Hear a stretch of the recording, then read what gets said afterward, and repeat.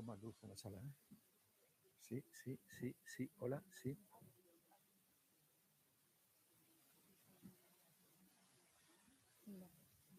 Sí, a ver. Hola, hola, sí, sí, sí, sí. Sí, sí.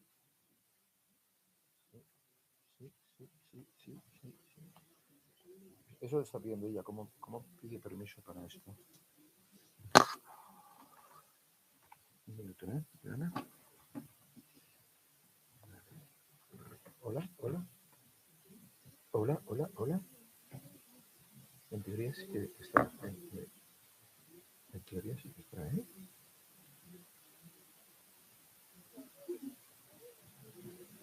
No, igual hoy también, pero el otro día estuve con Alma en un vídeo también, se entraba, no entraba.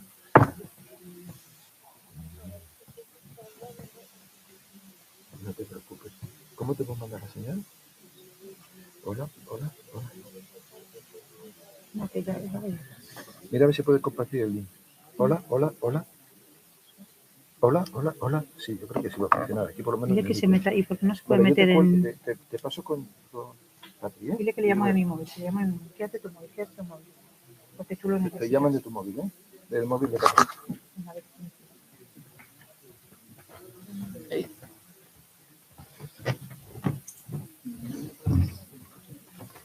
No te quedas. Esto te lo voy a poner por atrás.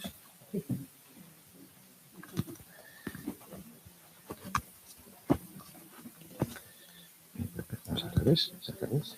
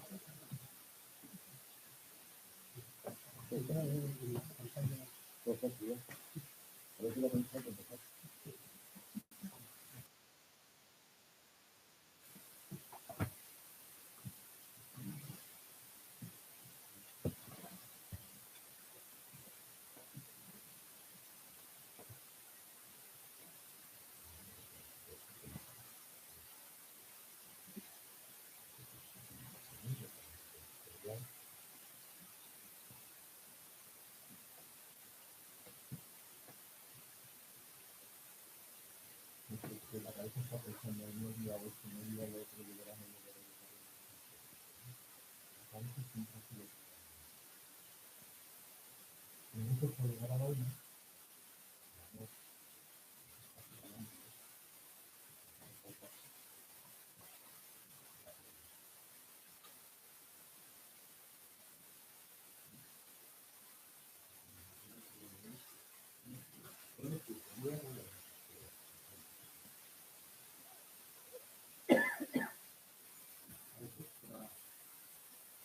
un libro también hace falta lo mismo, ¿no?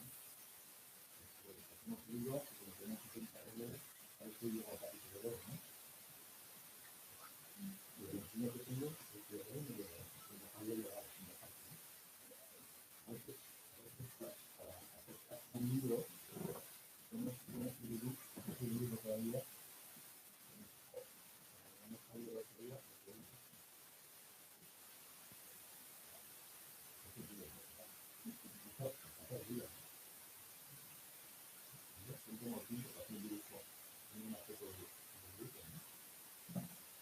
alguien ha cuidado esto de una manera especial. Ahora es dinero. Y entonces a mí me predispone hasta de una manera especial. Y entonces cuando yo lo recibí aquí, dije, no lo lea.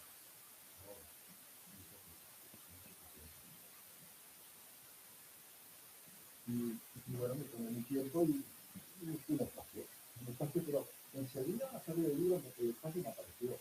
Porque cuando Javier se ponía a caminar, porque empieza hablando de, y al final fundamentalmente, digo, lo de partir. Y yo voy a partir con él. ¿A dónde me lleva? Ya me invita a partir, a algún lugar me va a llevar, ¿no? Y no sabemos terminando con él, claro, dice, transitar un tramo de la existencia, indicamos vivir felices y concurrencia, basándonos en dos principios: un escrupuloso respeto mutuo y una estrecha complicidad en la sociedad. El dinero va a concesión. No sé si hablaba de mí, pero yo me lo tomé para mí. Si habrá alguna complicidad acerca de algo, que sí que por aquí había alguien dice la palabra amor, cosas que a uno le engañó y le gusta. Y no solamente el partido, sino me invita a transitar. ¿A dónde? Y entonces ya, allá por la página 81 me abandono y digo, pues vamos a transitar. Porque voy a llegar ya. Y llega a estación que me hace la pregunta, que es el amor. Yo me siento interpelado con el periodismo. No sé si vosotras cuando le hice esa pregunta, me siento interpelado, pero yo una cosa a ver más. Yo creo que es de veras el amor, que es el amor de hoy, no es el amor de cuando tenía 17 años, sí, no lo sé. Pero es interpelarme, que es el amor, y ya más tarde me empieza a resolver qué es el amor. Y dice, el amor habla de aceptación, desapego e impermanencia. Y ahí yo me cuestiono, ¿me lo pasa de amor? O cuando ame me voy a sentir tocado.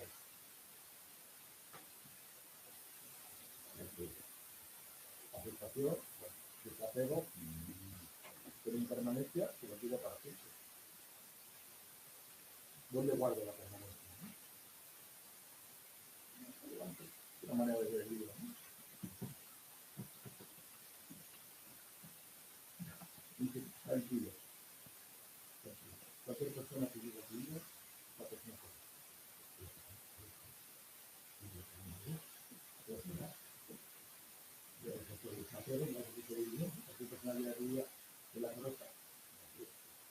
todo lo que sucede en cada momento es único y podría en el amor, cada momento es único. Entonces el amor por la que amado, no tiene sentido amado.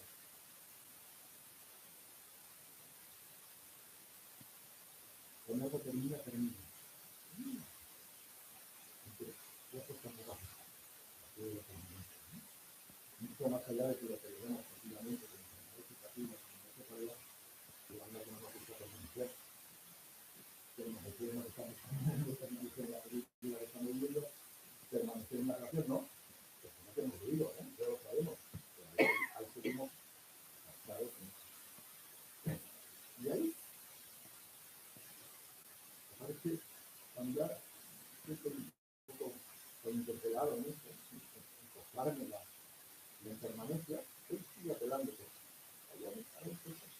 interesante, ¿no? Porque hay un diálogo de sentimientos, de emociones, de hecho se habla de que la agenda del alma, el amor y la esperanza, son otros factores, como pobreza. No gusta mucho esta idea de cuando uno se pierde en emociones, en sensaciones, o se encuentra, se pierde, se encuentra, necesita encontrarse más y hacer un buen diálogo con grandes poderes.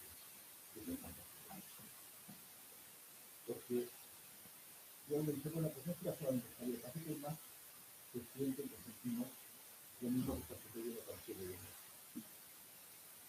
Entonces ya la dependencia se empieza a borrar y uno empieza a no sentirse solo, sino acompañado.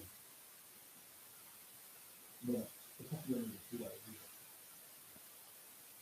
Después de llegar al final, que voy a aceptar,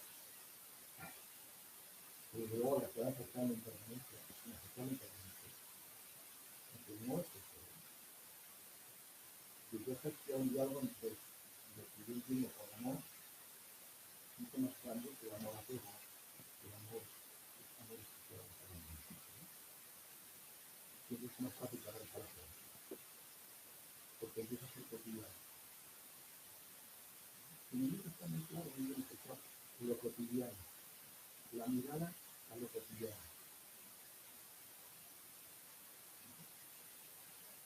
Pues el amor es que los cambios de vista los que yo veo aquí.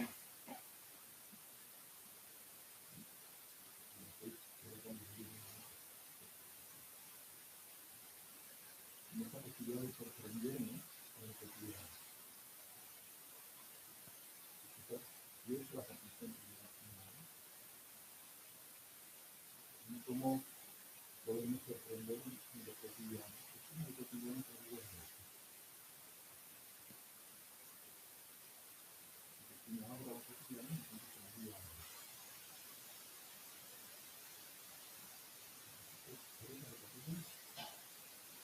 O sea, un concepto,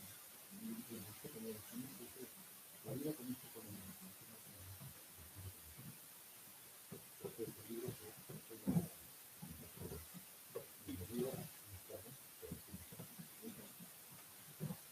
yo después de lo que ha dicho no sé qué decir ya.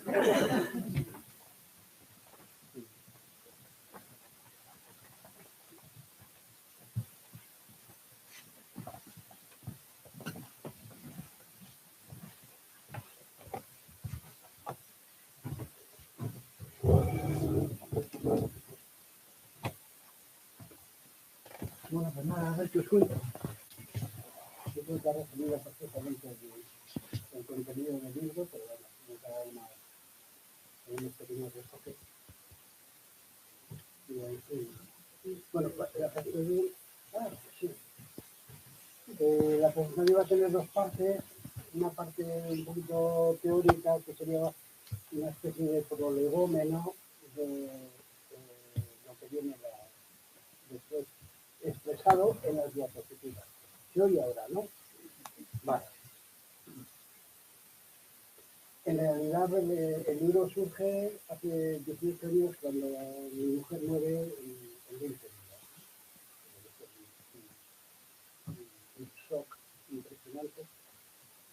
Y bueno, los que habéis leído algo sobre lo que son las experiencias cercanas a la muerte, que comentaremos alguna cosilla aquí, pues ahí expresa toda la vivencia de esa persona que aparentemente ha pasado el umbral.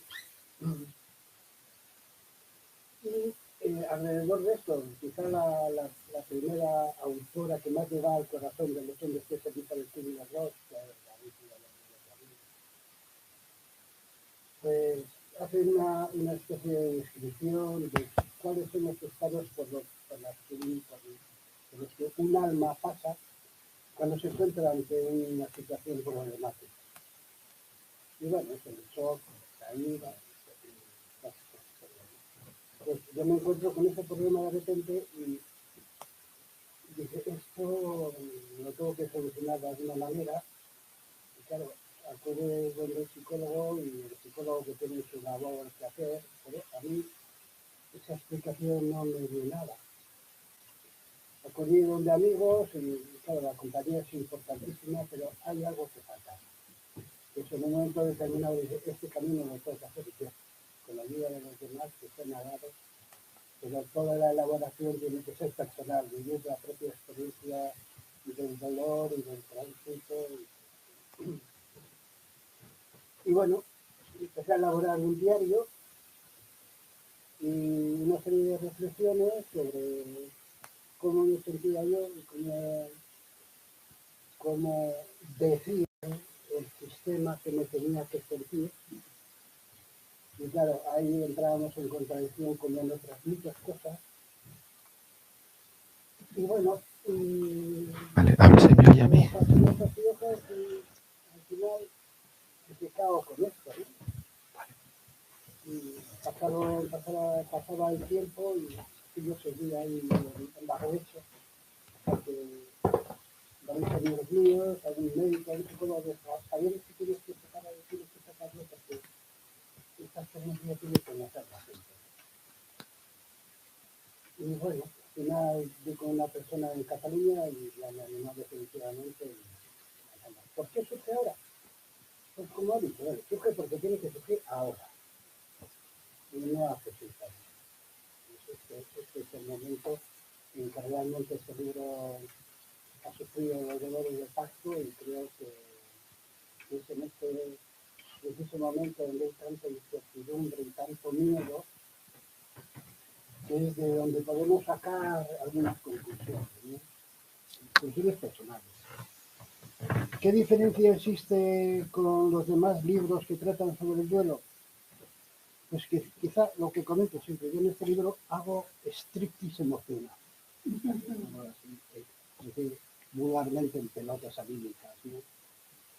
Claro, porque es fácil teorizar, ¿no? de lo que es el duelo y de lo que es. Y dices, sí, tienes que pasar por la ira, la rabia. Pero, ¿cómo se vive eso? Claro, esa es la aportación, claro. Yo lo viví de esta manera. Tenéis diapositivas una pequeña descripción de cómo vivir la ira y cómo vivir la tristeza. Y iría para ahí. Luego reflexiones, pero también me cuestionaba bastante lo que el sistema dice sobre la vida y la muerte, ¿no? El sistema quiere controlar todo, te dice cómo tienes que vivir, cómo tienes que morir y te dice cómo tienes que hacer el duelo. Y encima te dice, si el duelo pasa de 6 meses, es un duelo patógeno, estás enfermo. Y claro, están enfermos ellos. Cada ser humano es independiente, es individual, tiene sus cosas, y a unos el duelo les dura un mes, a otros un año, a otros 15 y a otros 3 años. Y eso no quiere decir, no tiene que ver nada con un estado de enfermedad mental, ni mucho menos. Tenemos mecanismos de defensa y la verdad sea dicha, cuando tenemos necesidad o vemos que algo se fuerte, nosotros mismos son los que vamos a demandar. Échame cable porque aquí está. En fin. Bueno, en el fondo, en el trasfondo, trata de la muerte, ¿no? Que no es lo contrario de la vida. Muerte y vida no son antagónicos. La vida no tiene contrario, la vida es, y punto. Lo contrario de la muerte sería en todo caso el nacimiento. Igual que el amor. ¿Cuál es lo contrario del amor? El odio. Pues no. El amor no tiene ni contrario ni deja de tener contrario. El amor es. Y punto también. Entonces, claro, cercano, cuando abordamos conceptos como la muerte, estamos influenciados profundamente sobre todo el contexto cultural, ¿no? que nos viene ya en esta cultura, cultura occidental cuyas raíces principales están en el judaísmo, en la época de Moisés. Y claro, se asocia la muerte con el miedo, el pecado, el infierno y todo esto, ¿no? Algo horroroso, algo negro. Bueno, yo creo que es hora de eso cambiarlo ya, porque ya tenemos experiencias científicas también. La cosa no es así, ¿no? Detrás de la muerte hoy día podemos hablar de unión, de gozo, de tranquilidad, de vuelta al hogar y todo esto, ¿no? Sí, es una visión mucho más esperanzadora, ¿no? que nada se pierde, lo único que se hace es transformar en algo bello y en algo libre, algo que viene a significar libertad absoluta. Claro, el enfoque de este libro es espiritual, porque creo que lo espiritual abarca todo, no es religioso. Espiritual, entiendo por espiritual, por aquellos espacios que trascienden el mundo de la materia. La religión intenta interpretar esa espiritualidad marcando dogmas. Esto es así, así, así, así. Y no, de eso no. Por eso en este libro pues hay citas de poetas, hay citas que vienen del budismo, citas que vienen del misticismo cristiano. Todo aquello que yo vi interesante para completar esas páginas del libro que tienen que ver o dar otra visión más trascendente a los procesos de vida y muerte, pues encantado de la vida lo añadí, ¿no? Algunas de las citas lo hice y esto, ¿no? Y bueno, él ha comentado muy bien que nosotros estamos divididos en dos partes muy importantes, que es razón y corazón. Claro, con la razón podemos abarcar algo así como un 3% de la realidad, 4% nada más. El resto está en el corazón. Cuando nosotros nos vayamos de aquí, la razón la dejaremos aquí. Funcionaremos desde el corazón. Y claro, este libro está trabajado desde ahí, desde el corazón. Y una vez que habla el corazón, entonces el corazón puede decir a la razón, oye, ordéname esto un poco, porque estoy bastante caotizado en este momento, y en este sentido sí. Pero vamos, todos estos aspectos que tienen que ver con la vida emocional y con esas preguntas trascendentes que desde pequeñito nos hacemos, ¿no? ¿Y por qué? ¿Quién soy yo, no? ¿Y por qué he venido aquí? ¿Y cuál es mi destino? ¿Y qué pasa después de la muerte, no? Todas esas son preguntas que solamente se responden con el corazón, se responden con el corazón. Y además son preguntas que no tienen contestación racional, porque hay aspectos que dice el corazón y tú sabes que son ciertos, ¿no?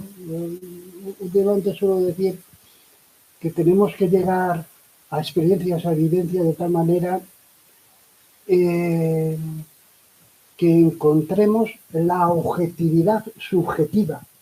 Es decir, me explico, esto que veo, esto que siento es real, es verdad. ¿Y cómo sabes esto? No tengo ni puta idea, pero sé que es así. Y a Elizabeth Kubler-Ross en un momento le preguntaron, ¿tú crees en el más allá? Y ella dijo, no, yo sé. Y eso mismo repito en el libro, y a eso me refiero cuando digo objetividad subjetiva. Claro, hay partes que no entran dentro del esquema de lo que es la ciencia física materialista, y hagas lo que hagas, te van a decir, no, porque no se puede demostrar esto. Claro, ahí se basa la contradicción de yo mismo, ¿no? ¿Quién ha visto un átomo o un quark? Nadie ha visto. ¿Quién ha visto un electrón? Y sin embargo, ellos dicen, esto no hemos visto, pero existe. Si tú utilizas pues no sé, el mismo silogismo para demostrar esta parte espiritual, te van a decir, no, porque eso no se puede demostrar, ¿no? Al final, en estos ámbitos, los científicos, en una buena definición, definen, bueno, un autor decía, ¿qué es ciencia? Ciencia es aquello que los científicos dicen que es ciencia. Y claro, esto es una trampa que tenemos que prescindir. Yo hace mucho tiempo todo esto que sentía quería demostrar. Ahora paso a demostrar. Y esto es así. Si me preguntan, contesto. Y si no te gusta lo que te he contestado, pues mira, seguimos siendo tan amigos, ¿no? Pero vamos, ¿no? Bueno, y claro, uno muchas veces me pregunta, ¿y tú cómo has vivido esto, no? Yo he vivido porque tenía una confianza básica en que algo estaba bien y algo que Iñaki ha resaltado que es la esperanza. Sin esperanza no podemos vivir. Y en esto sí utilicé la razón, ¿no? Es decir, alguien nos ha creado,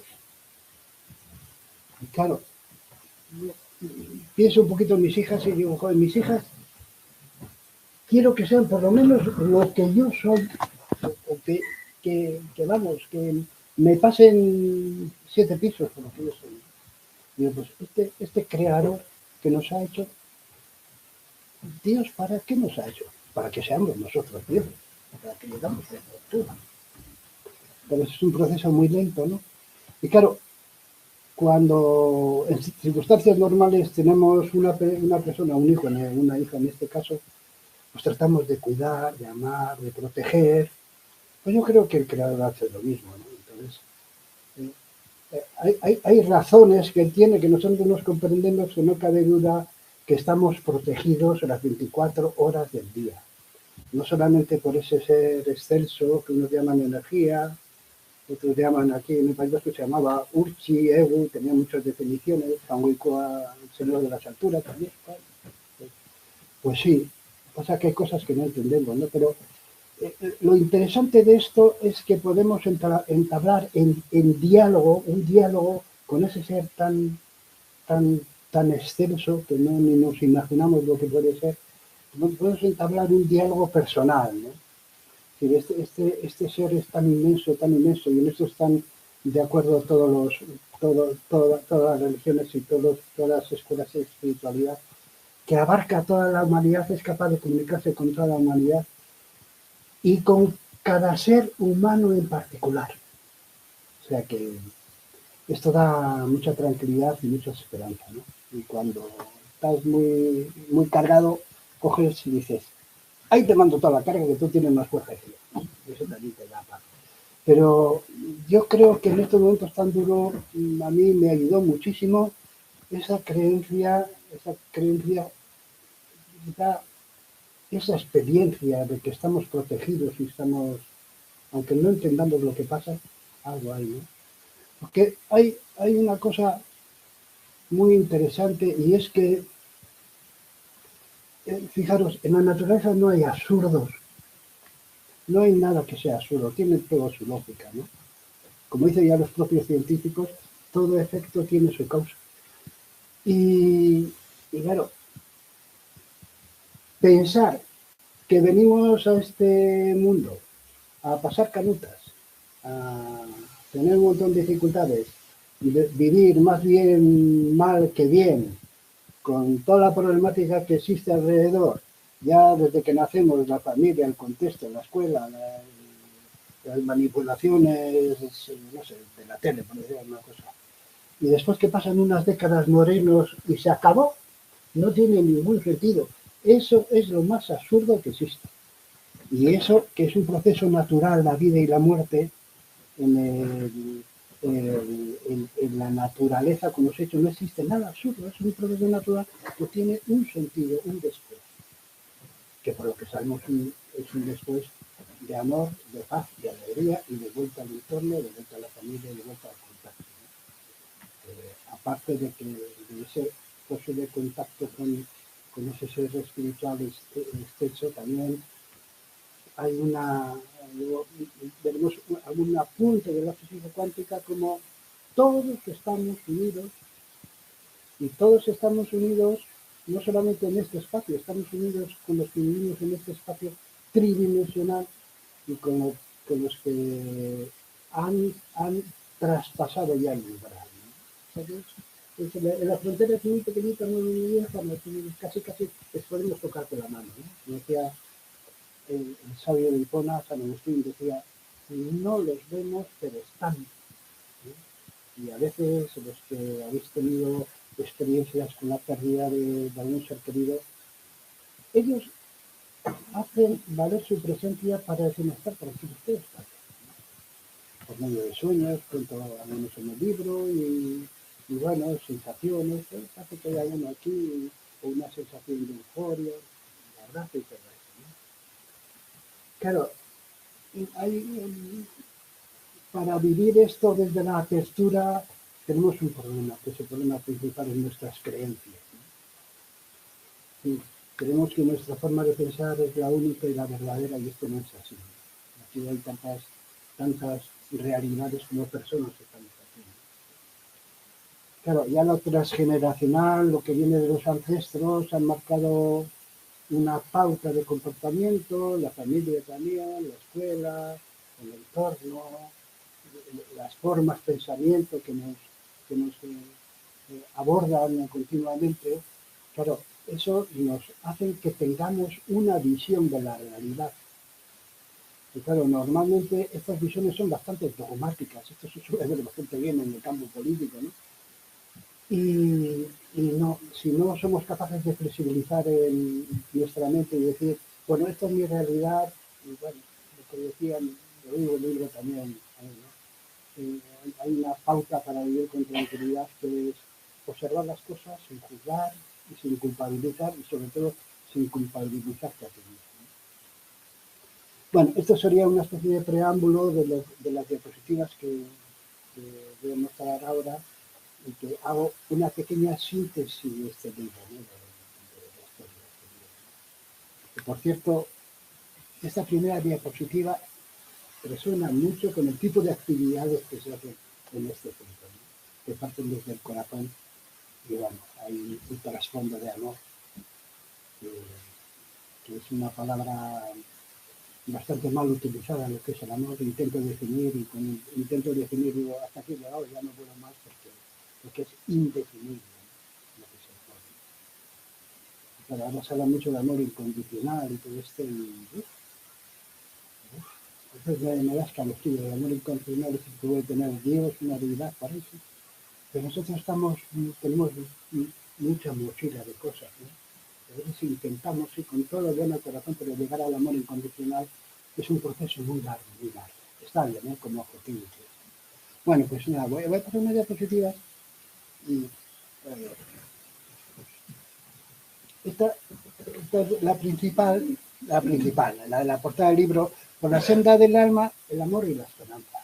Del amor y la esperanza, algo hemos comentado, y claro, por la senda del alma es eso, es el camino que recorre el alma a lo largo de toda nuestra vida, y este camino se, se, se hace quizás eh, más, más consciente cuando uno sufre un vaivén de este de la vida, como puede ser la pérdida de un ser querido, o un tropezón de la calle, no es lo mismo, una discusión. Digamos que a nivel de graduación este sería uno de los momentos más duros que existe, entonces el alma se hace presente ahí. Y claro, a veces el dolor no te deja vivir ese sendero o caminar por ese sendero que marca el alma.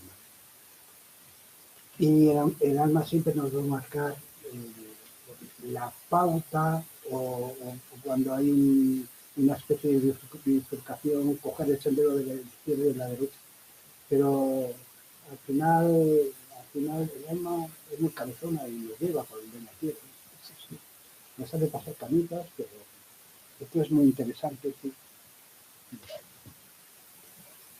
Y bueno, a veces en el tránsito, en el camino, partes de nuestra alma se pierden, pero hay que recuperarlas. Y bueno, esto vamos a pasar a la siguiente diapositiva. Aquí vemos, quizá la idea de esta fue de Lisa de Kubler-Ross, que ella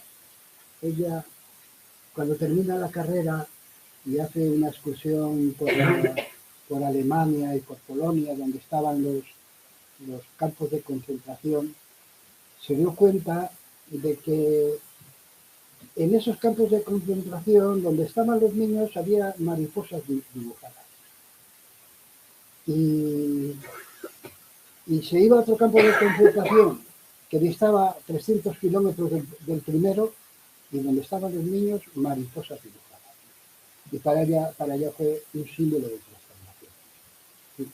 Y en ese sentido también mi mujer, cuando murió, tenía cajas llenas de mariposas dibujadas.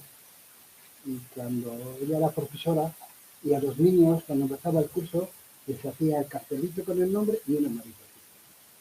Entonces, se puede leer, bueno, ya veremos alguna cosilla más por aquí de eso, ¿no?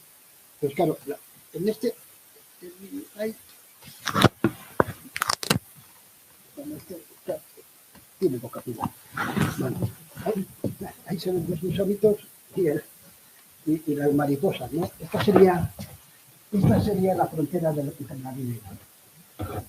Como luego vamos a leer eh, un extracto de un extracto de una entrevista que le hicieron a Queen Van Lowell, bueno, quizá en este momento es el científico que más se acerca al cardiólogo alemán, que más se acerca a eso, ¿no? Y ahí nos explica cuando uno pasa una experiencia cercana a la muerte, qué es lo que ve, ¿no? Como hay una extinción de entre cuerpo y mente, ¿no? Claro, Elizabeth decía, claro, nosotros no somos más que pequeños gusanos, y esos gusanos, ya cuando eclosionan se convierten en mariposa y tienen la libertad de por ahí. Y bueno, pues aquí cuando uno pasa por un trance de estos, es como si entrara en un pasillo oscuro, ¿no? Un pasillo oscuro que puede ser largo o puede ser corto, así.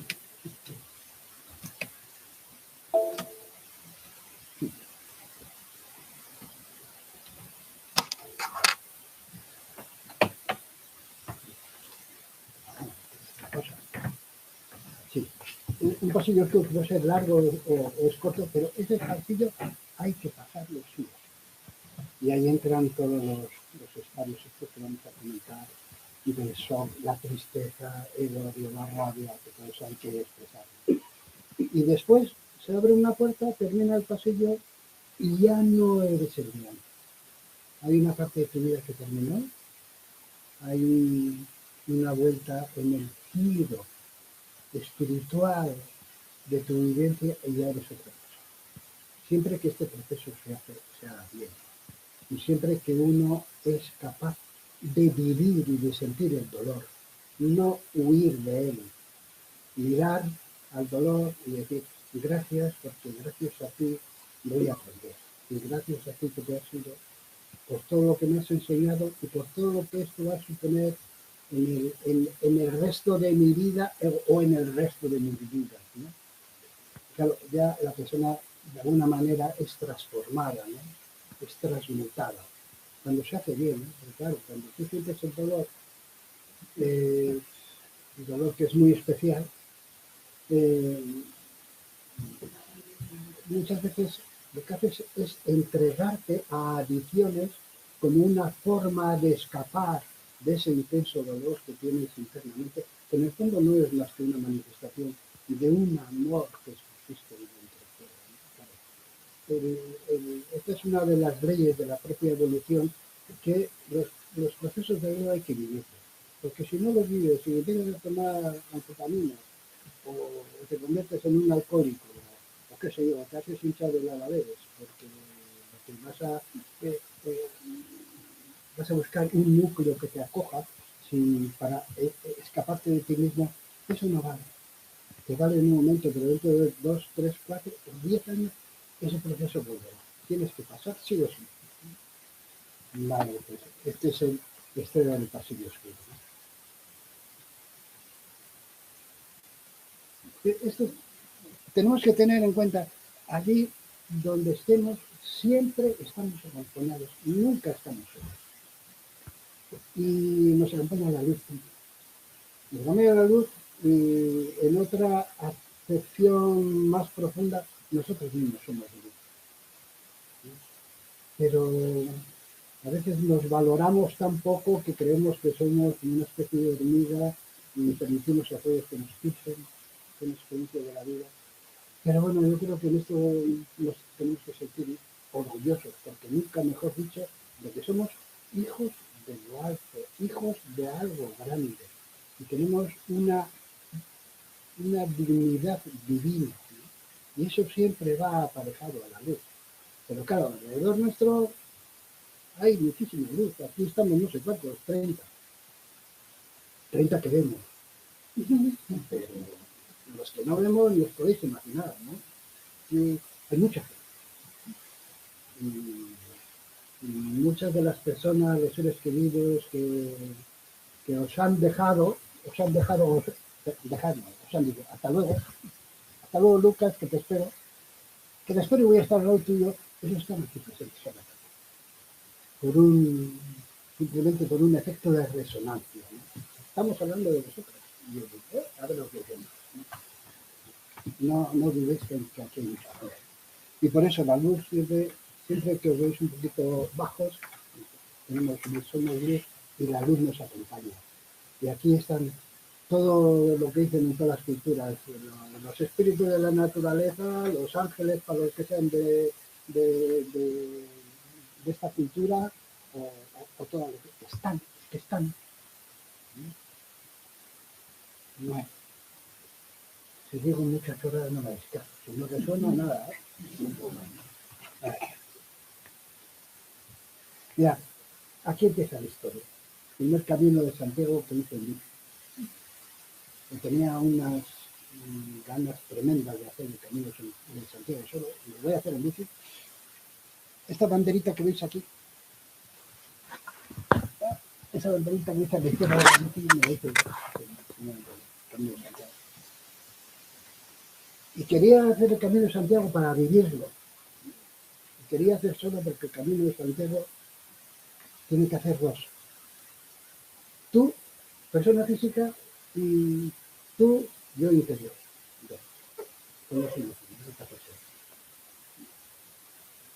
Porque el camino de Santiago es muy especial. Es una puerta dimensional que si lo haces bien te conecta a cualquier estadio espiritual. En el camino de Santiago, si lo haces bien, en algunos momentos no hay espacio y no hay tiempo. Ves el pasado, pero también atisbos del futuro. Y además de eso, piensas en una persona y la puedes abrazar porque parece que está aquí. Personas que son míos, personas amigos tuyos. Estoy pensando en serio. Puedes ver, pero si estás aquí, puedo abrazarte aquí, ¿no? Esa vivencia de la no existencia de espacio y tiempo en el camino de Santiago es muy, muy interesante. Se puede dar en cualquier parte, ¿no?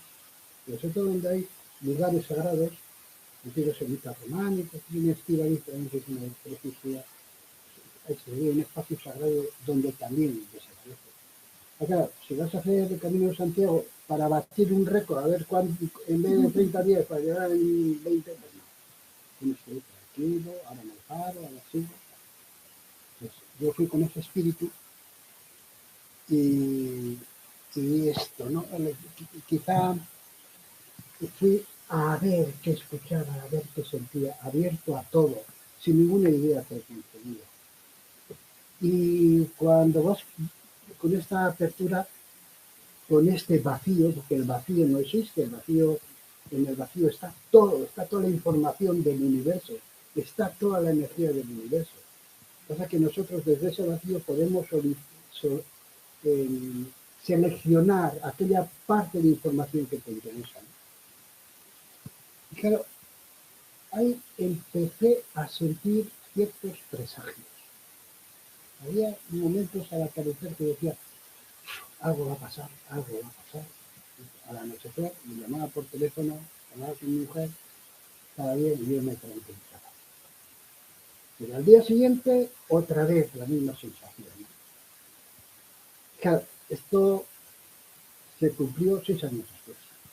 Entonces, ahora tiene coherencia que yo sentí en el camino de Santiago, en uno de los caminos que fue el primero fue en este, hecho los 4 años, 2 hice con ella antes de morir. Y estos procesos eran, yo creo que de alguna manera ya me estaban avisando, prepárate. Claro, a veces hasta que pasa un tiempo no ves la coherencia de determinada. Esto lo cuento porque si no sabes que suceden cosas extrañas. Esto pasó en Fitur, a la salida de Navarra. Yo iba con la bici y me equivoqué de camino y entré entre unas unos campos allí, pero no veía peregrinos, aquello está pasando mal. Y a un campesino le dije, ¿este es el camino? Y dice, no, tienes que subir otra vez a Fitur y coge la mano izquierda y allí coge la ruta del camino. Según subía, vi a esos personajes que me pasaban, uno a la derecha y otro a la izquierda. Lo que extraño aquí, ¿no? Que me pasen más personajes. Pedaleando unos 100 metros, mire para atrás y no había nada. Desapareció. Eran como espectros. Luego llego a Sarria, que eran unos 500 kilómetros de allí, a 100 kilómetros de Santiago, y me encuentro un mural con los mismos dibujos que yo había visto en pintura. Claro, la primera reflexión dije, joder, pues lo que yo he visto alguno más ha visto, ¿por qué has dibujado esto? Sí, o sea que no ha sido una alucinación. Sí. Bueno, lo que decimos en esos caminos, la frontera entre lo sutil y la materia se rompe, ¿no? Es como si los dos mundos se juntaran. Eso suele pasar, esa experiencia, yo no he estado en un desierto, pero suele pasar en la experiencia del campo etérico de la tierra, se acerca a nosotros, ¿no? Y ahí pueden encontrar informaciones. Y esto fue en Montanas, un pueblo precioso, medieval total, y a la salida hay una especie de monasterio en ruinas, que había un hospital para peregrinos. Era una mañana, cantaban los pájaros y bueno, fue espectacular. Yo me sentí verdaderamente eufórico, iba con la bici y ya no es así. Pasaron dos señoras paseando y les dije, señora, esto es lo mejor del mundo. Y me dijeron, sí, nosotros todos los días hacemos un paseo. Y que no me han entendido absolutamente nada. ¿No? Es lógico, ¿no? Pero la reflexión es esa. Muchas veces hablamos y llegar a ese estado de comunicación no es fácil, ¿no? Yo me sonreí y les entendí perfectamente y seguí ese camino animal, pero me llamó la atención, ¿no? Este es otro punto, Cruz de Ferro. Cruz de Ferro está un poquito antes de llegar a Astorga. Ese montículo son piedras que han echado allí los peregrinos a lo largo de cientos de años, porque el Camino de Santiago era ruta de peregrinación anterior al cristianismo. Algunos hablan de que era un camino que iba hacia el oeste, de donde surgen los primeros mitos de la Atlántida. Bueno, hablan de eso. El caso es que la tradición es llevar de casa una tiendita, llegas a Cruz de Ferro, echas a la espalda y si ibas echando, tienes que pedir un deseo. Y dicen que se cumple. Entonces yo llegué allí exhausto porque hice una subida demencial en el partido de mi bicicleta. Cogí la piedra, eché y tuve un deseo. Dije que las cosas sean lo que tengan que ser. No pedí dinero, ni millones, ni que la gente ganara la copa, ¿no? Fue eso. Y me quedé muy tranquilo, ¿no? Dentro de este sistema espiritual. Es que muchas veces digo, queremos controlar todo y no controlamos absolutamente nada, ¿no? Y uno de los grandes problemas de ansiedad y problemas de espalda y todo eso es querer controlar todo. Vas por aquí y la vida te lleva para aquí. Entonces, tener un cierto pacifismo espiritual es muy interesante en el sentido de que, bueno, que sea lo que yo sea, lo que Dios quiera que sea, me sale un cable, lo que fuera, pero bueno, no me lo voy a preocupar. Bueno, me dolerá. Aquello que mis deseos no se cumplan, pues bueno, me va a frustrar, pero me va a frustrar un poquito. No va a impedir que yo pueda vivir mi vida normal. Y la cosa iría por ahí, el tema de intentar controlar en esta sociedad, sobre todo, más que están diciendo, ¿no? Constantemente, ¿no? En fin, bueno, esta es la historia del Club de Ferro y esta es otra diapositiva. Llevé la vista de Santiago allí, a Santiago, y por la noche vi esta parafernalia. Es decir, de las paredes de la catedral había carcasas que hicieron fuegos artificiales. Y claro, uno ve eso y dice, simbólicamente, ¿qué significa esto? significa que están quemando la catedral. Claro, que están quemando la espiritualidad. El camino de Santiago ha sido sagrado desde la época de los romanos. Claro, ahora se está banalizando. Ahora, sobre todo en Galicia, que es la parte más secreta, más espiritual de todo el camino, se ha funcionalizado, todo son propagandas, la bajada del monte del Gozo parece que es una exposición de las últimas modas, que sería como el más centro de Bilbao, todo lleno de tiendas. Claro, eso no es. Entré a la catedral, ahora es peor, porque ahora te encuentro la entrada. Entré, había gigantes y cabezudos, niños corriendo por todos los lados y dije, me vas. Y a la mañana siguiente me encontré a las 7 de la mañana a un sacerdote inglés dando misa y a una chica rumana. Sabía poquito español.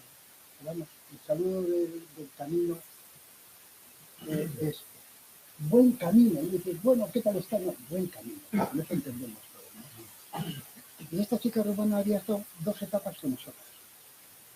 Claro, llegamos a Santiago y me la encontré allí. Y esto lo escribo en el libro porque me impactó. Hay 2 mujeres orando en un lateral, una de ellas es rumana. Había coincidido ayer con ella en alguno de los últimos descansos. Como yo, ella habrá ido, supongo, a dar el último adiós al santo antes de volver a su país. Se ha levantado y al pasar junto a mí me ha dicho, buen camino. Seguramente son algunas de las pocas palabras del castellano cuyo significado conoce. He captado perfectamente lo que ha querido comunicarme. Que te vaya bien en la vida. Gracias, buen camino, he contestado. Me he emocionado y mis ojos se han humedecido. Que yo vi claramente en ese momento, esto es un anuncio de algo que va a suceder y me desea buena suerte. Pero lo vi de forma abierta, ¿no? Pero ella seguramente me intuyo, porque estas cosas no suceden por casualidad. La casualidad, como lo digo, no existe. Y bueno, a veces en momentos de relajación puedes llegar a comunicarte con personas, con almas que no has conocido nunca, pero que están ahí, que alguien ha puesto en tu camino, ¿no? Eso es lo que se suele llamar los encuentros kármicos, ¿no? Alguna vez, no sé yo, seguramente que a esta mujer le habré hecho alguna putada, me dice bien, no, eso, ¿no? Pero vamos, el caso es que las escenas son impresionantes, ¿no? Bueno, pues esto sería. Luego hicimos 2 caminos con una pareja y fueron 2 caminos extraordinarios. Yo siempre cuento que en la otra pareja el hombre decía, joder, somos peregrinos con peregrinos. Porque íbamos todo planificado, a hacer, no íbamos peregrinos ya que han corrido. Pero bueno, tiene un problema, ¿no? Cómo se gestionó el hacer estos 2 caminos y ya está. Y bueno, el amor más allá de la muerte, ¿no? Después de hacer el segundo camino ya se empezó a poner mal, se sentía mal. Solíamos ir a tomar café con la pareja y me decía, dile que no me encuentro bien. Y bueno, se fue. Entonces, yo, estos vecinos, cómo sentí la muerte en ese momento, ¿no? Traté de negar la evidencia, pero sucedió. La muerte es demasiado real, se acabaron las vivencias íntimas y las complicidades gestadas a lo largo de una dilatada convivencia en común. La vida parece perder su sentido, se rompieron todos los vínculos. Terminó para siempre una manera de vivir en la que las referencias estaban ya establecidas. Solo queda la soledad, la oscuridad, la rabia, la impotencia, la desesperanza, la tristeza, el vacío, el desconcierto, el dolor. Un intenso dolor tras el cual se esconde un inmenso amor que trasciende las frágiles fronteras de la vida. Que si algo pasa a la otra parte es el dolor y el odio. Todo lo demás es así, ¿no? ¿Escuchar? Sí. Y claro, estos son todos los partes de todas esas de ese mare magnum emocional que vives después de una pérdida, ¿no? El shock, la confusión, la rabia, la angustia, la tristeza, la culpa.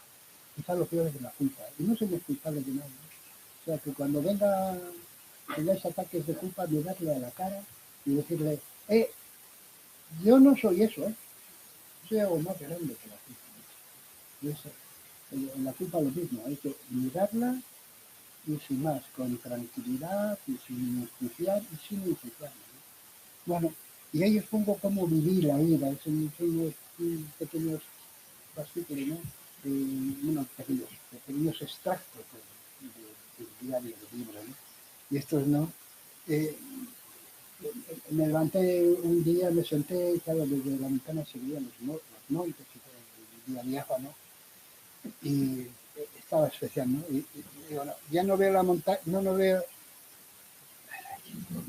no veo el cielo ni las montañas.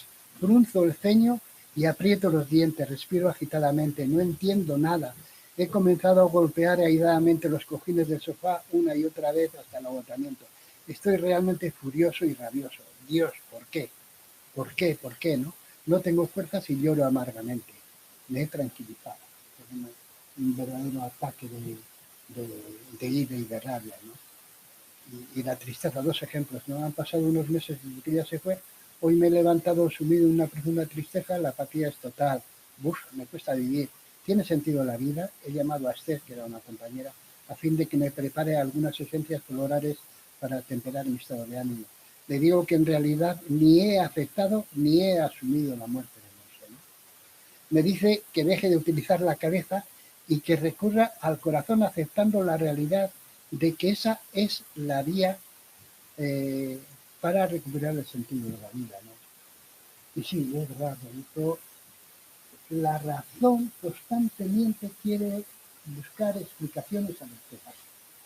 Y claro, tú te aferras, como la razón siempre da una cierta seguridad, pues puedes tocar, y estás buscando esa seguridad también en estos aconteceres que nada tienen que ver con el mundo material, ¿no? La vida es otra. Bueno, y aquí me encontré un poeta de aquí del País Vasco, que es José Antonio Arce, murió, y es un poema que me encanta, ¿no? Amo los rincones cuando la bruma los oculta, cuando no me permiten divisar qué es lo que ocultan, porque entonces comienzo a ver los maravillosos rincones escondidos que iluminan mi interior. Es una poesía preciosa, porque dentro de toda esa oscuridad, cuando llegamos al fondo, empiezan a aparecer lucecitas, ¿sí? Que te permiten saltar. Y esto lo expresa perfectamente José Ramón Arce. Y este es otro poeta, Novalis, se enamoró de Sofía cuando tenía 13 años ella, y bueno, murió en los poetas románticos de la época romántica alemana, murió prontito también, murió con 20 poquitos años, pero la presencia de Sofía para ella fue, bueno, Sofía había muerto, no estaba constantemente presente en su vida, ¿no? Y dice, por la tarde me he encaminado hacia Sofía, allí he sentido una felicidad inefable, resplandores de entusiasmo me elevaban por instantes y la tumba se desvanecía sobre mí como si fuera polvo y ceniza. Los siglos eran breves minutos, su presencia se hacía sensible. A cada momento parecía que ella iba a aparecer. Y esto, dentro de ese camino, de ese peregrinaje del dolor, siempre digo, esa experiencia hay que vivir, porque realmente después aparecen momentos como los que comenta Novalis, ¿no? Hay momentos pequeños, pero ya que te van anunciando la salida de ese espacio. Incluso momentos de euforia en los que sientes se ha ido, pero las cosas están bien, ha tenido que ser así. Esto hay que sacarle provecho, tenemos que aprender de ese espacio. Se ha ido, pero no se ha ido, porque ahora vamos a ver, ¿no? Bueno, no os voy a contar los sueños que son largos, están en el libro, ¿no? Cómo a través de los sueños ellos se hacen presente, ¿no? Y se hacen presente, cambian la forma de ver del mundo que tenían hasta ese momento, cómo están constantemente echando un cable y bueno, pues sería largo, ¿no? Pero esto sí, me llamó la atención, el que llevo en el corazón. Hay un monasterio, conocéis, algunos, Cenarruza, que está en Martina, y tiene la peculiaridad que a mí me hace mucha gracia porque cantan gregoriano en euskera. Era latín, luego castellano en euskera. Además, el rector, cuando sucedió eso, era un madrileño, eso era saladísimo. Y bueno, dentro de unos, pasaron unos meses y dije, joder, voy a ir a Cenarruza, me apetece estar solo y oírles cantar. Voy a abrir la puerta y noto que había alguien empujando la puerta hacia atrás. Abro el internet y me encuentro con un amigo que no había visto hacía años, José Luis, un hongarro. Y había hecho mucha amistad con él, había estado en mi casa y bueno, no sé, pasaron los libros. Y me han dado José Luis, ¿qué haces aquí? ¿Y tú qué haces aquí? Y yo, mira, se han muerto, no. Empezamos a charlar y me dice, no, se han muerto, lo llevas en mi corazón. Y yo me quedé, ¿no? Pues claro, aquí en el corazón, cuando decimos llevarlo en el corazón, creemos que es un recurso literario, algo, bueno, algo que crea un símbolo de algo. Pero no. Llevar en el corazón es que la llevas aquí, está aquí dentro. Igual que está aquí dentro del alma. Y dije, hostia, esto tiene un fundamento real y poderoso. De tal manera que cuando está un poco llevado al corazón, ¿y qué haces? Bueno, creemos que el alma tiene la configuración del cuerpo, tiene la forma del cuerpo, pero no, el alma puede estar un cacho aquí, otro cacho en la niñez, otro cacho en la discusión. Claro, tenemos que recoger todos esos trozos del alma, ¿no? Y aquí cabe todo, cabe todo. Y claro, ella desde donde esté, los padres o los hermanos que salen de donde esté, están allí, pero una parte de ellos puede estar aquí. Y las dos partes están unidas. Es aquello que decimos, el todo está en las partes y en las partes está el todo. Entonces, yo me di perfectamente que cuando decimos llevar en el corazón es algo real, que no se puede explicar, como hemos dicho antes, científicamente lo que está ahí, ¿no? Y no son alucinaciones, ¿no? Pero, bueno, esto decía Elizabeth, tal vez los seres humanos comprendan algún día todo lo que nos sucede tiene un sentido y que los instantes más dolorosos pueden atesorar los dones más grandes, y no solo para nosotros, sino también para lo que nos rodea, ¿no? Elizabeth. Bueno, esto voy a pasar por encima, ¿eh? Una de las preocupaciones que tenía en todo este proceso de oro es intentar demostrar a los demás cómo la ciencia nos engaña y que la muerte no es muerte. Claro, lo demuestras a los que quieren escuchar, pero a nivel de Biblia, pues como que no. Pero sí me di cuenta que hay dos mentiras tremendas. Una es el azar y otra es la ley más fuerte. Bueno, el tema del azar, hago referencia a Fred Hoyle, que le dieron un científico, un astrónomo inglés, le dieron la medalla de oro, digamos, o lo equivalente a la medalla de oro de las ciencias en Inglaterra, le hicieron, sí. Y claro, él acuñó el término Big Bang. Claro, acuñó el término de Big Bang para reírse de los científicos que decían que el universo se formó de una explosión.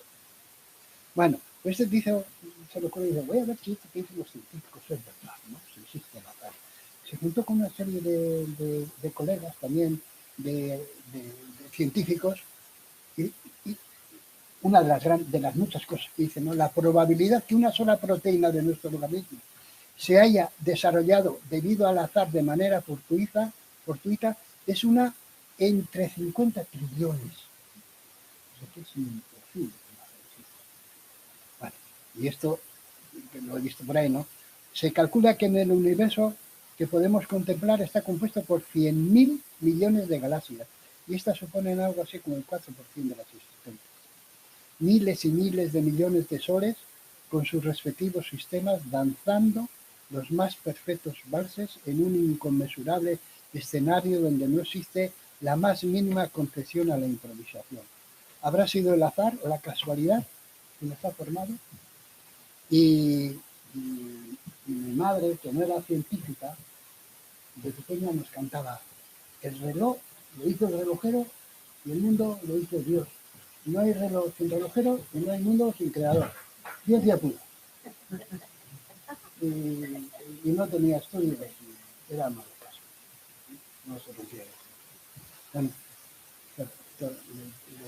ese peri, ¿no? Solo con el corazón se pueden ver bien los esenciales invisibles de los ojos. Bueno, el paradigma mecanicista lo voy a saltar un poco. Lo que viene a decir es: solo existe aquello que podemos tocar, ver y medir. Ya, ¿no? Y todo lo demás no existe, ¿no? Y este paradigma cuántico, que es el paradigma donde estamos entrando, yo creo que incluso se está superando ya. Hay dos puntos que he puesto en rojo que me parecen interesantes, ¿no? En el universo todas las cosas están unidas y interrelacionadas. No existe nada. Y en el universo está compuesto por lo que vemos y por lo que no vemos. Y todo está absolutamente unido. Nosotros que trabajamos en el campo de la biología, a veces hacemos testajes de casas, pues no sé, la más lejana de hecho de Mar del Plata, de Argentina, desde aquí, porque está unido. Y otra cosa muy interesante: en determinadas condiciones, dos partículas subatómicas pueden comunicarse instantáneamente, aunque se hayan separadas por distancias de millones de kilómetros. Dos partículas que se unen por empatía, por amor. Una se va, qué sé yo, a California, y la otra se va a los confines del universo. La de California hace este movimiento y la de confines del universo hace exactamente el mismo movimiento. Está demostrado. Cuando una persona se va, ya viene un proceso de empatía, sea mujer, familia, madre, eso. Cada vez que hagamos este movimiento en este plano, ellos captan el movimiento en nuestro plano. Cada vez que ellos se mueven, nosotros nos movemos. Hay una interrelación directa entre este plano y el otro plano. Y esto es interesantísimo también. Esto nos da una cierta tranquilidad, ¿no? De que no termina nada, ¿no? Bueno, sin más, ¿no? Y aquí está, he cogido tres relatos de estos de Tim Van Lovell, Elizabeth Kubler-Ross y Raymond Moody. Me parecen muy significativos. Voy a leer lo que dice Tim Van Lovell, porque este le tiene enfilado, porque bueno, prácticamente ha demostrado científicamente. Cuando hay una experiencia cercana a la muerte, el regreso al cuerpo es opresivo. Se dan cuenta de que están encerrados, la mente y el cuerpo están separados. Con la supresión de todas las funciones, la actividad eléctrica del cerebro está ausente más de 10 segundos. Eso ya supone una muerte. Sin embargo, hay un aumento de conciencia, no hay actividad cerebral durante la parada cardíaca, recuerdos, autoidentidad, emociones, interconexión con los fallecidos. Eso se da, ¿no? No hay lugar para el dogma de la ciencia. Los científicos siguen sin creer en la posibilidad de experimentar una conciencia ampliada cuando el cerebro no funciona. Nuestra conciencia no puede experimentarse en un tiempo y en un espacio. La conciencia no es local. Y con un ejemplo muy, muy curioso. Dice, si nosotros entramos en Internet, cogemos información de eso que nos mandan, pero cojo yo, coge el otro, y coge gente de todo el mundo. ¿Y eso qué quiere decir? Que esa información está dentro de la pantalla. No, la pantalla es un traductor de aquello que capta de la nube. Y esto es lo mismo, nuestro cerebro no es más que un traductor de algo que somos nosotros, pero que está mucho más allá de nuestro cerebro. Bueno, pues eso, sin más, esto lo voy a pasar. Y una de las conclusiones que llego es esto, ¿no? Ha merecido la pena, era preciso el abrazo del dolor, de la angustia, de la ira, de la desesperación. Era preciso tocar fondo para tomar impulso. Todo está bien, todo es perfecto. He vuelto a dar las gracias humildemente y siento de nuevo la calidez envolvente de un amor sin límites. Abandoné la lucha, no es posible imponerse los designios del alma. Ahora sé que abandonar, aceptar y rendirse es vencer y conquistar un pequeño trozo de tu propio yo. Yo ya no lucho para nada. ¿Verdad? ¿Para qué? Bueno, dice, levanto la vista y diviso las montañas en el horizonte y un inmenso cielo azul jalonado de pequeñas nubes. Deseo surcar nuevos espacios de libertad, ver la vida con los viejos ojos y la nueva mirada del ser humano rehecho de sus cenizas, sonreír a la vida y perderme en ella como el pequeño corzo en el bosque de los chopos, amar y permitir ser amado para abrazar la inmensidad del todo y canto agradecido a la vida como los pájaros cantan al sol en el amanecer. Este es un retiro que hice para terminar de escribir en Guadalajara, en mi colegio de monjas, y había unos chopos por allí. Y bueno, pues esto sería una especie de resumen de todo esto que os he contado. Y esto termina como ha empezado, ¿no? Solo el amor cuenta y lo demás es secundario. Pues nada, si queréis preguntar algo así, como esto es una pequeñita síntesis de todo lo que hay aquí. Pero bueno, si queréis preguntar algo, no sepa contestar, os digo.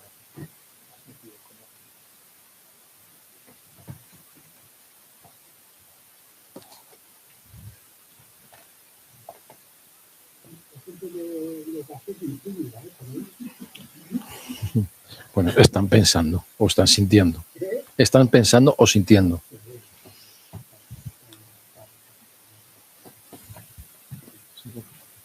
Vale. Bueno, lo primero, muchísimas gracias, Javier, porque me ha encantado tu charla. Yo más que preguntar, más que nada hacer una aportación a tu historia. Yo hace 2 años perdí a mi primer hijo, falleció con 6 meses de edad por muerte súbita. Para mí ha sido esa transición de la que hablas. Creo que no tiene cabida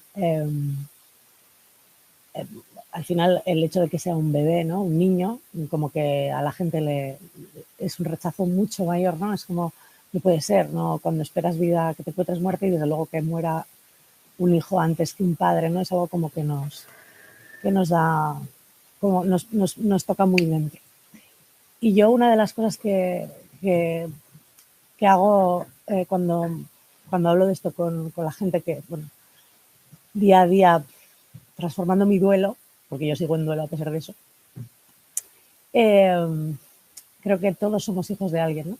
Todas las personas que mueren son hijos de alguien, al fin y al cabo. Que muera un hijo nunca es bien llevado, aunque tengas 80 años y tu hijo tenga 60, ¿no? Quizá los padres de tu mujer vivían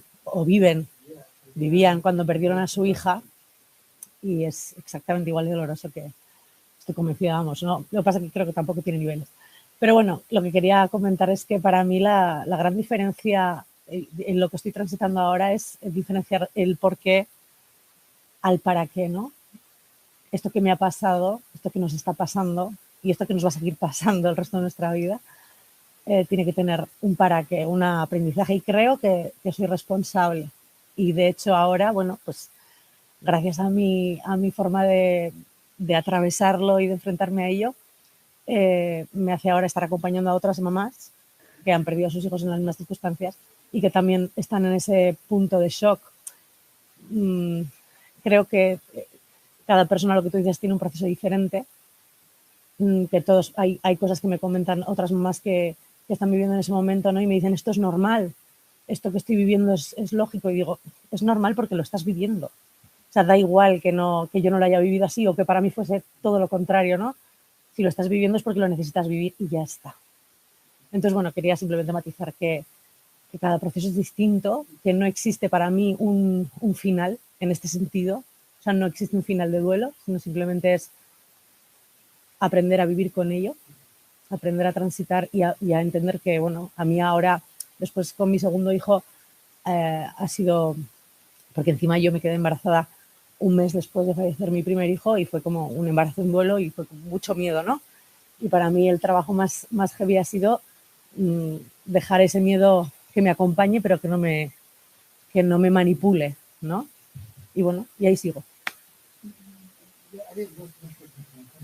Una prima mía no estaba en un caso personal y le dejé un libro hace un mes y medio y me dijo,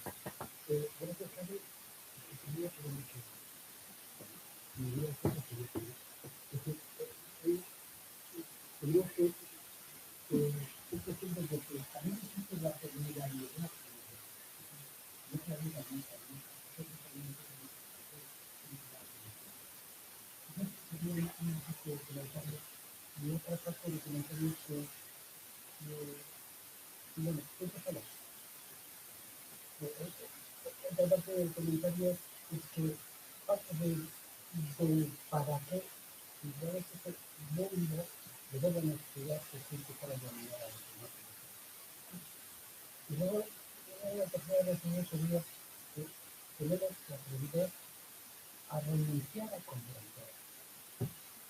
A veces el entendimiento viene de aquí, ¿no? Y comprender estas cosas es muy difícil, porque están en otro nivel. Llegarás a comprender. Bueno, a mí me gusta la frase de aceptarse más bien. Sí, el proceso de no aceptación también es un poquito largo. Entonces, la mente y la voluntad dice, no, esto es una tristeza, no. Entonces, la emoción siempre está por encima de la voluntad. Eso necesita un plan, tenemos un tiempo, cosas que no sean 6 meses, nadie sabe.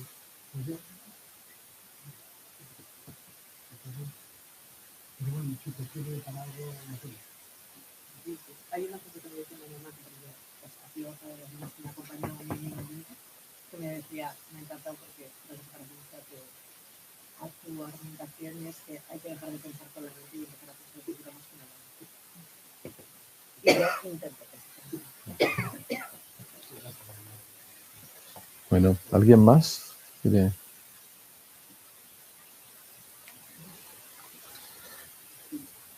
Yo le doy la persona que cuando el dolor está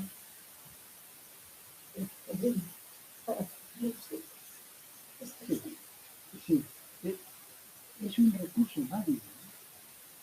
Es un recurso válido. Que vivirlo. Sí. Porque el que te ven para que tengas vivos, es que vivirlo. Pero hay momentos que yo la medicina social no entiendo la medicina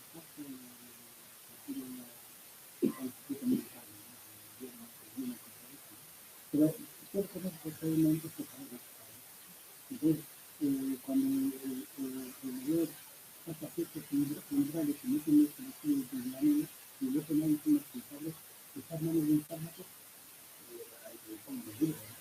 Iba con muchas ciudades en el médico, después de la mayor dame un mentalismo, pero sí, nadie. Y me hizo una colega, me pizapán, algo así, me hago pizapán, y me explicó y dice,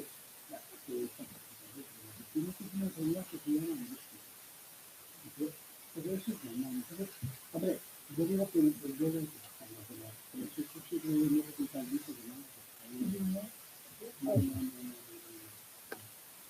Claro, hay que vivirlo. A mí una vez me preguntaron, bueno, ¿cómo se llega a eso? Claro, yo soy una primera del padre y tengo más cosas de la vida,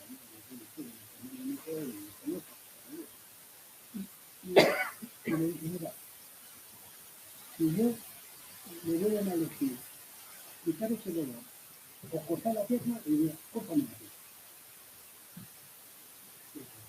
Y no solamente es el dolor anímico, es la aceptación de nuestra vida, es el vacío, la soledad, es el entrar en un pozo sin fondo.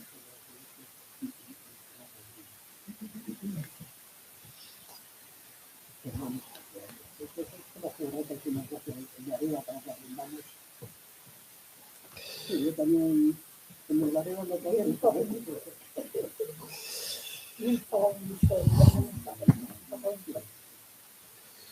Bueno, vamos a ir terminando, porque este es lo que siempre me cuesta más, ¿no? Es decir, abres un tema como este y dices, y ahora tienes que cortarlo.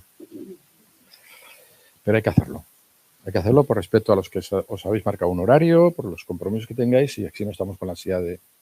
Yo sé que abriríamos el espacio y, ¿te acuerdas? Cuando empezamos a abrir el primer espacio y seguiríamos todavía. Desde el 2013 que abrimos el primer espacio, seguiríamos todavía, ¿no? No se ha acabado y por eso todos los últimos miércoles de cada mes lo seguimos abriendo, ¿no? Además abrimos un tema que es tantas veces silenciado por tantos motivos, cada uno el que sea, que claro, lo abres y... Pero bueno, que sirva de provocación, de evocación, de inspiración para poder seguir cada una en nuestros círculos, pudiendo sacar, poner voz a lo que sentimos, a lo que vivimos, a lo que morimos, ¿no? Contabas un poquito el viaje y yo decía, bueno, esto alguien puede pensar, bueno, pero tú ¿por qué lo dices? ¿Porque lo has pasado? Sí, lo hemos pasado todos. Todos hemos muerto tantas veces, ¿no?